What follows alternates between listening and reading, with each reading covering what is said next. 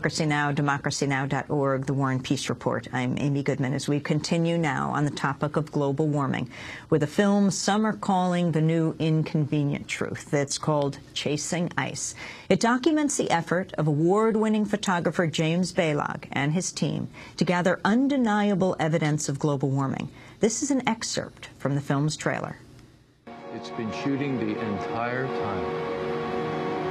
Fantastic. Here's the memory of the camera, and this is actually, that's an interesting thought. This is the memory of the landscape. That landscape is gone. It may never be seen again in the history of civilization, and it's stored right here. The trailer for the new film Chasing Ice opening in theaters nationwide this week. Tomorrow in New York at Lincoln Center, at the Francesca Beale Theater, as well as places all over the country. Well, for more, we're joined by the film's director, Jeff Orlowski, and by its main subject, James Balog, who's an award-winning photographer whose work revolves around the relationship between humans and nature. The film chronicles his work with the Extreme Ice Survey, a long-term photography project that works to preserve a visual legacy of how climate change and other human activity impacts the planet. He's the author of 7 books, including most recently Ice, Portraits of Vanishing Glaciers. James Balog and Jeff Orlowski, thanks so much for being with us. This film, Chasing Ice, is astounding. It's chasing you, chasing ice, James. Yes. So talk about how you went about doing this project. Well, I've been fascinated by glaciers and big mountains for basically my entire adult life since I started being a mountaineer. And that interest in life experience led me into realizing that ice was the place where you could get a three-dimensional manifestation of climate change. You know, climate change is kind of abstract. A lot of it's based on statistics and measurements and projections. But in ice, you really see climate change in action. It's rendered in 3 dimensions. So I had an assignment from the New Yorker, and then that led to a National Geographic assignment, and that in turn led to realizing that if we put time-lapse cameras out, we could make a running record of how the landscape was changing. So as we sit here this morning, we have 34 time-lapse cameras at 16 glaciers in Alaska, Greenland, Iceland, Montana, in the Northern Rockies, and in Nepal by Mount Everest.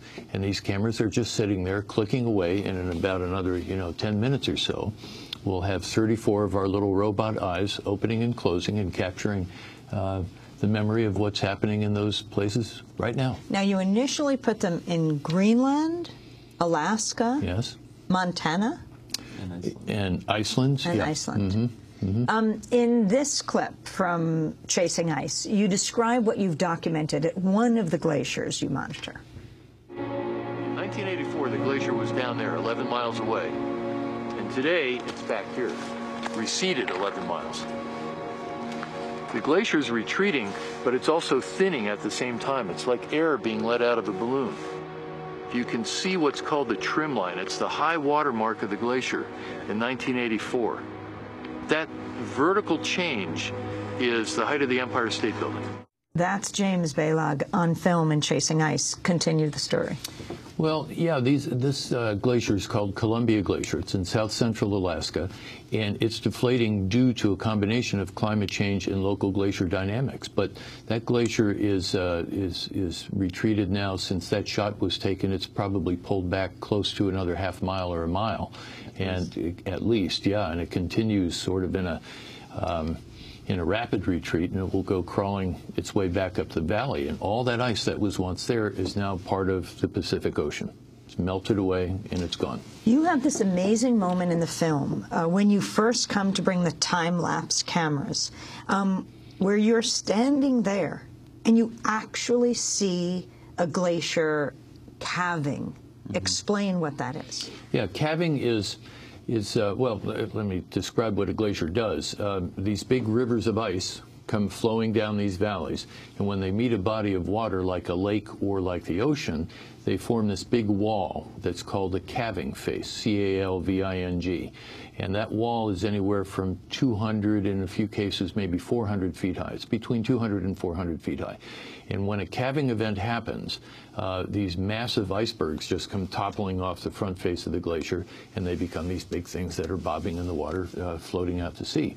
What also happens, though, is that if you see 200 feet above water, there's probably somewhere between 8 and 10 times that vertical distance underneath the water. There's a lot of ice that's under the sea surface, and all of that breaks off in these big chunks and goes floating out. It's quite dramatic. And talk about what you saw right there in that. I mean, how rare this is. You and your team were, where was it?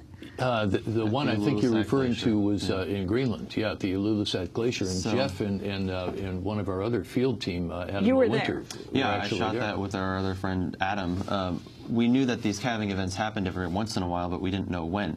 And so we scheduled a month-long trip where we would maintain a 24-hour vigil just to capture something like this. It was in May. We had 24 hours of daylight. The two of us had 8-hour shifts, and we kept, somebody was awake every single minute of every single day for that entire period, and we were just waiting for something big like that to happen. What we caught, it turns out it's the largest calving event that's ever been documented, that's ever been shot like that, and that's one of the featured scenes in the film. So you have this where you're going out, and then you have the politics of how people are dealing with climate change. For example, just yesterday, President Obama, in his first news conference since he's been reelected, did actually address the issue of global warming because he was asked about it. This is an excerpt when he refers to the Arctic.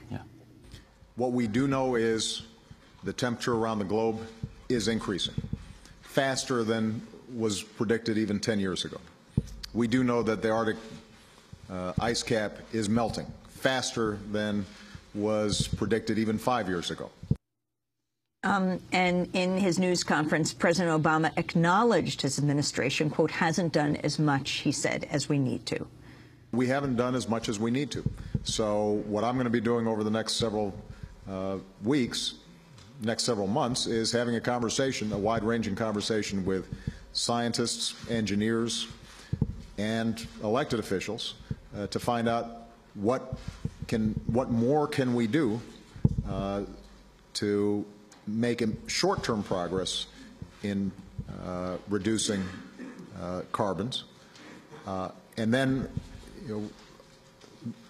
working through an education process that I think is necessary, a discussion, a conversation across the country about what realistically can we do long-term to make sure that this is not something we're passing on to future generations that's going to be very expensive and very painful to deal with. Jeff Orlowski, in your film Chasing Ice, you open with the climate change deniers, people like Sean Hannity of Fox, who says, the left, if it gets hot out, they say it's global warming. If it gets cold out, they say it's global warming. How do you go from the Arctic back here and hear this? Yeah, it's very interesting having that real boots-on-the-ground experience and seeing how the planet is changing and then seeing the political commentary around it. The president's in a tough position, and a lot of the politicians are, because they hear two sides of the story. I mean, we're hearing the science, and the science is in kind of, it's very unanimous. 97% of the climate experts all agree that it's happening, it's man-made, we need to do something about it. But in Washington, they've got 6 lobbyists from the fossil fuel industry, at least, for every member of the Senate and the House. So they're hearing a very, very different, skewed story on the reality of the situation. What we were trying to do was to capture evidence, to capture imagery that takes it away from this bipartisan debate and tries to move the conversation forward. And you come back here, Jeff Orlowski, to New York, where we were just hit with Superstorm Sandy, and your grandmother's house in Staten Island, where you grew up. Hard hit. That's where President Obama's going today, Staten Island. It's something where people kept asking us, what are the consequences of climate change? So what? Why does it matter if the ice melts? It's in Greenland, and it's thousands of miles away. And we were trying to relate that to people. The scientists have been telling us for decades that because of warming temperatures, because of melting ice, events like Sandy are going to happen with greater frequency, or they're going to get more violent. And that's really the end result. That's what climate change represents, is more events like Sandy. James, you didn't particularly believe in climate change decades ago. Yeah, I thought it was based on computer models, and I really didn't have it in my psyche that it was possible for humans to change the basic physics and chemistry of this gigantic planet. It just didn't seem probable. Your work is so massive, so epic, and we just have a minute to go. Talk about how chasing ice, you're actually chasing ice, has changed you. Yeah, I've been profoundly reshaped in my own mind and my own mentality and life experience by this. I am really concerned for my daughter's future. I have a 24-year-old daughter, and I have an 11-year-old daughter. And I'm quite concerned that by the time they get to be our age, they're going to be living in a world that's so radically different from what we're living in, and it might be not such a great world. I think they're certain to be living in much more violent extremes of weather with unknowable geopolitical consequences from that, from perhaps agriculture stress, drought stress, whatever. I'm very concerned about the stability and security and safety of the world that my kids will be in.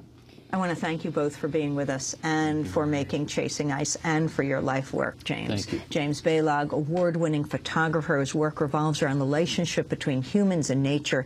He is featured in the new film Chasing Ice, which follows his work with the Extreme Ice Survey, a long-term photography project that works to preserve a visual legacy of how climate change and other human activity impacts the planet.